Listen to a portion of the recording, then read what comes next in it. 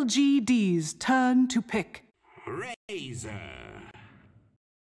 But LGD, if I'm giving advice to LGD, keep up the pressure non-stop. Yeah, that's exactly what they're doing here in this middle lane, but they may be caught because of it. Swindlemelt is still going to go down as Yao actually gets the snowball effort to be able to finish off the Dragon Knight. Now Moonmeander's stuck in a very bad position. He gets the shallow grave, but they're just going to run him down until they can toss him up in the air or the toss. And perfectly timed by Maybe, managing to finish him up the Time Hunter as he runs himself away. The Ice Shards out from our Tusk, but a good Fissure separating both Maybe and MMY. Z-Freak actually ran backwards. Now he's going to be caught by Maybe because of that double kill from Maybe. LGD just running rickshaw all over Complexity in this game too. Maybe is actually so good at the timing with the toss. He really is. They're going to go on Swindle again.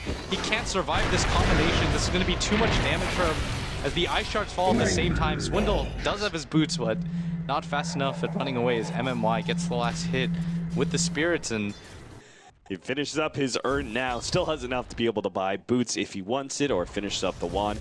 Meanwhile, their middle tower does drop because while they were farming that one, Swindlemelons has been slowly chipping away with his ultimate. Swindlemelons gets caught by the snowball. Yao turned around by the Fissure. They're actually going to come in with the reload play here. Ravage goes off immediately in order to stun these two up. Do they actually have the AoE disabled? Doesn't look like it. Both Moomy and the Earthshaker end up going down. Swindlemelons is now trying to run himself away from Sylar as he joins the party. Z-Freak trying to be the target. Oh, actually relocates back the Tiny. Swindlemelons does still get caught by Yao and will end up going down as he can't even run himself away. Ziz.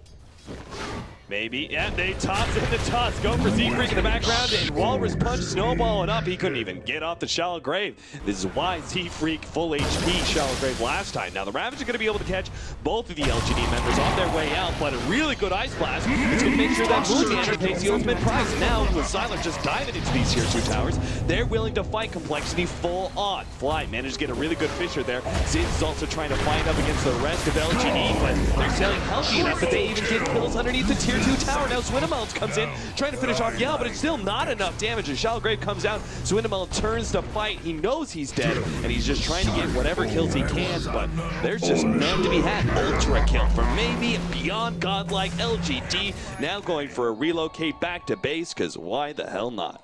they've got that Blink Dagger like I talked about on Moonmeander, so this could be the fight where they turn things around. Dire's top tower is under attack. He had an Invis rune, and if they get a really good Ice Blast, it may not matter. In fact, they're going to go for Z-Freak in the background, trying to get the double snowball, manages to stun up Z-Freak, but he didn't get hit by the Ice Blast, so we won't immediately shatter. In fact, he's able to Shallow Grave and get back to the base, but yeah, our Earthshaker is not quite so lucky. He's going to be going down. Moonmeander as well as Ziz are going to be Complexity go for the Roshan pit. That's not there. They do manage to get the jump here on Yao, so they'll chain stun him down. The relocate, they're actually still going to fight this one with two Ice Blasts on the side. Fly actually tries to lock down the heroes with an Echo Slam. Immediately going for MMY, who will end up dying. And now Maybe is very quickly running himself away. Actually turns around to go back for Moonmeander and brings him low enough that perhaps Sylar is the one to be able to get the kill. Sylar just manned up against Swindlemelons, already taking away his damage. Ziz doesn't have the attack speed to threaten Sylar, so he's immediately cleaned up by the Tiny as well. Zhao 8 now pushing forward as a support. Doesn't really care. Maybe a living missile for the Tiny. No, he blinks forward in order to toss the Dragon Knight back. Gets that kill. Now going for Z-Freak as well. Maybe he's got another toss up in 2 seconds. Can he actually stop this TP away? He does indeed. He's still got a stun as well. He can blink forward and try and go for Fly in order to wipe Complexity. As the Ice Blast comes in, Fly is able to dodge it, but a toss in, Fly right in front of the fountain, and he's being threatened by LGD under the 20-minute marker. Now here comes the TPs forward. Swindlemelons trying to get in range of a stun, but LGD are actually going to leave the base. There's a rapier on their Wisp. He sold everything to buy a rapier. Oh, look at that. MMY. He's thinking of the viewers, man. He's thinking of the viewers. People are going to get those extra items for the Divine Rapier buy. So LGD will now finish out this game with the Tiny clubbing away at the tier 4s and eventually the throne.